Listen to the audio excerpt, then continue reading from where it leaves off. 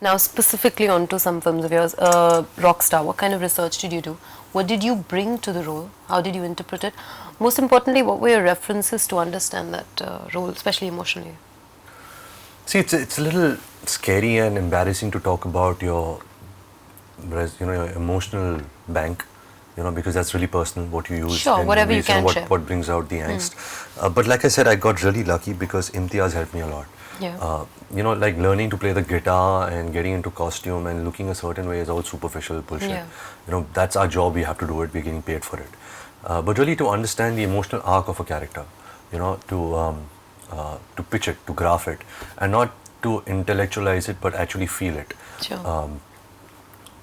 It comes, like I said, there are certain things that just comes, you can't force it. Like I said, you have to use your intelligence, your experiences and all of that. The director has to be somebody who you love and respect, who you trust, who can push you, who you want to give to.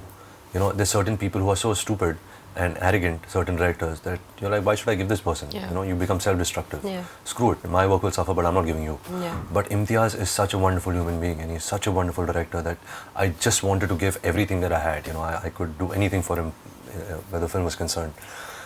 So yeah, I can't really give you But did you have any references? Did you have... See, I did my work, I lived with the Jard family.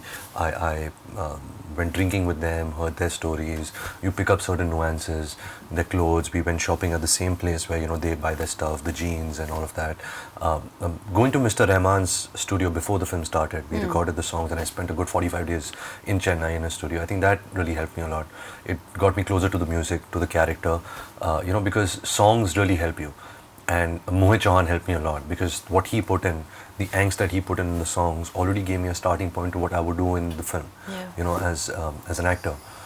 So all these things help, but then you just discover it, every day on shoot. You reach there, you're present, you're there, you surrender to the part, and you just build on it. Yeah. You said somewhere that you never thought a role could affect you that much. Yes. How did you mean that? Like I said, I was so emotionally connected to this film by the end of it. We did the song Nadan Parinde as our last song. Yeah. And by the end of that schedule, we shot that in Hyderabad, we treated it for Verona. I was empty, I just was uninspired. Not saying that, oh, I've done such great work, so I'm uninspired. I just didn't have anything in me. I stopped hanging out with my parents. I used to just be a vegetable lying on my bed, not watching TV. I started to read a lot, a lot of biographies. But I was empty, I was sad. I don't know what it was. It was sad that such a special film is over. It was sad because I gave so much to it, and questioning yourself, do I have more, to give somewhere else? But then I really got saved because I did such a nice, light, happy film called Barfi, which was a bit of sunshine in my life that time, because it's so joyous, to play a part like that, and I don't know how to explain it.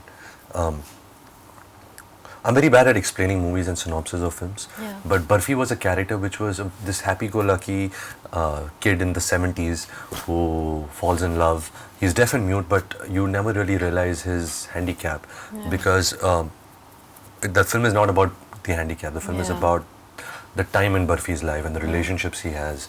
And Anurag Basu, I don't know if you know him, he's a child, he's a child who works in chaos and cracking jokes and farting on sets and, cooking food and cancelling shooting, and it was lovely. It really got me out of this darkness of Rockstar and this angst-ridden character that I played, and made me a little lighter. I was going to ask you about Barfi next, but I know that the film is not about a handicap. That is just a device, if you will, to explore whatever Anurag wants to explore about love and that whole environment. But was it this is the first time you're playing someone with special needs. Is it a cross to bear? I mean, because it is sensitive by nature, right? And especially in a country like India, where the predicament of people who have special needs is largely ignored. So was that ever a No, that I have to? Did you see? I'm playing a part in a movie. I'm doing this film because I liked the story. I liked what the director was saying through it. I liked my character. Now, yes, I am deaf and mute in it. So initially, I thought, okay, this is going to be a hard film. After a lot of research, I have to kind of be this character and stuff. But wasn't that, because we're not making a film to show off my acting skills. We are trying to tell a story and make it as engaging as possible for a large number of audience. Yeah. Now, if you want a glass of water, and if you're deaf and mute, what would you do? What would you do? I would. Well, if you were, yeah. You would do this, Yeah. right? It's as simple as that. So it's Yeah. not about sign language. It's not about. So did you do all the things. research and then throw it away? Did you do? I did. Thankfully, I worked on a film called Black. I was an assistant on that film where Rani played deaf, mute, you and were. blind. So I worked a lot with deaf, mute, and blind children. I trained the young girl who was in the film. So I already knew sign language. I already knew that. So I just had to forget all of that and make it relatable. It was like going on set and playing dumb charades every day, because there were no words and I had to just express myself through action. And there's a lot of physical comedy. It's on the lines of like a Buster Keaton, Charlie Chaplin kind of a zone. So it was very light and it was a lot of fun because I was expressing myself through actions and my eyes and without words, and that was really uplifting on certain days, and certain days it was very frustrating because this film took a while and I hadn't said a dialogue or sung a song in a film or danced in a song for a while, and now finally with Ayan's film I'm doing all of that and doing it with a vengeance. Did you? You said Buster Keatonus, but did you take any references from your grandfather's films as well? Because this is. I used my grandfather a lot for my first film, Savarya. So I had Yeah? exhausted that, yeah. If you see that film again, I wasn't trying to copy him, but I just tried to keep his heart, how he was in Amara and Yeah. Shri 420, and how he played the tramp. Leaving that aside, for But he Barfi, always had so much of sadness in him, even when he was happy, which you didn't have. Savarya, you were a very happy. right. Yeah, it was a different character, it was a different world, but that was my inspiration for that film. So for Barfi, I didn't use him much. I used Buster Keaton more. Fair enough. Fair enough. But what was it like? That whole universe where you wear your emotions on your sleeve, right? Because it's that kind of acting. Was it different? Trust me, it's amazing, man, because that's what really matters. It's not about really going and giving a great shot and going home and saying, "Aaj maine kya shot diya." You go and empty yourself every day little by little. You give something and you don't realize it. Yeah. And the fact that you don't realize it makes it even more special, because there were so many days that I went home, from Rockstar set or Barfi set, and I'm like, shit, what did I do today, man? Am I doing the right thing? Am I working? Is my career going to get over?